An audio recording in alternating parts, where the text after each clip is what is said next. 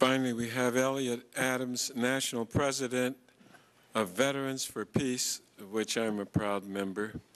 Mr. Adams has served in the Army as a paratrooper in Vietnam, Japan, and Korea. He's been a mayor, a president of his school board, and president of the Rotary Club. Welcome to Judiciary Committee. Thank you, Mr. Chairman. Pleasure to be here. Upon leaving the Constitutional Congress in the convention in 1787, Ben Franklin was asked, "Well, doctor, what have we, a republic or a monarchy?" Dr. Franklin replied, "A republic, if you can keep it." Honorable representatives, that single sentence sums up the essence of what we are here today for, if we can keep it. In the armed forces, we took an oath, the same oath congressmen take, to support and defend the Constitution of the United States against all enemies, foreign and domestic. Now, as veterans, we still take that oath seriously.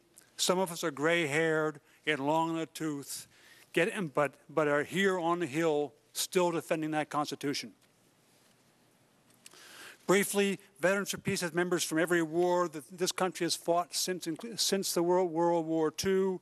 We're 23 years old. We've got 120 chapters. We have an NGO seat at the UN. We have a small part of the 1997 Nobel Peace Prize. We provide 85,000 Iraqis with drinking water, 57,000 free phone cards in 148 veterans hospitals. We work on Agent Orange victims, both U.S. Veterans and Vietnam citizens.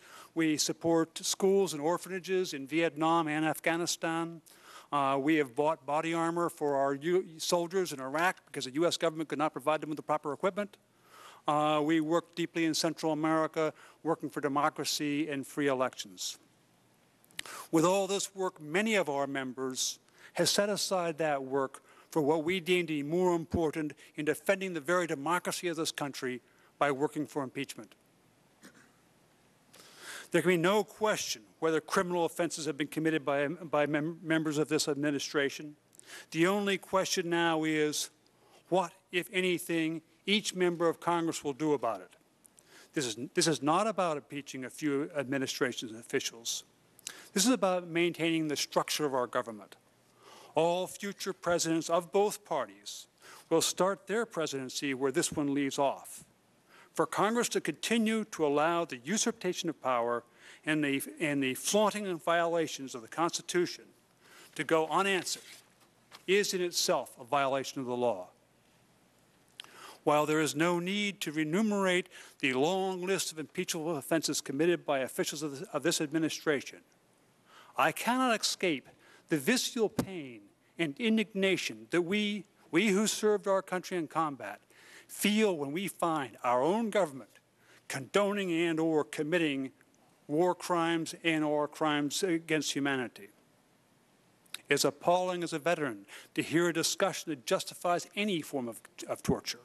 In the Army, we were taught not to torture, not only because it was illegal, but because, and especially because, it ruins the integrity of the intelligence you gather. Simply put, any victim of torture will eventually say whatever their torturer wants them to say. For us veterans, when our time came, we volunteered our very lives for this republic. Now, Congressman, it is your time. Yet I hear there is not enough time. Yet I hear, oh, it will hurt one party or another party. Or I hear there is not enough political will. Gentlemen, when our founding fathers signed the Declaration of Independence, they were not worried about political will or about how much time there was or what parties might affect their political future.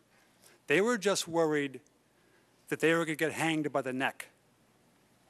Yet they did the right thing. Now, gentlemen, it is your time to stand up. And let me close with Einstein's statement, "The world is a dangerous place, not because of those who do evil, but because of those who look on and do nothing." Thank you.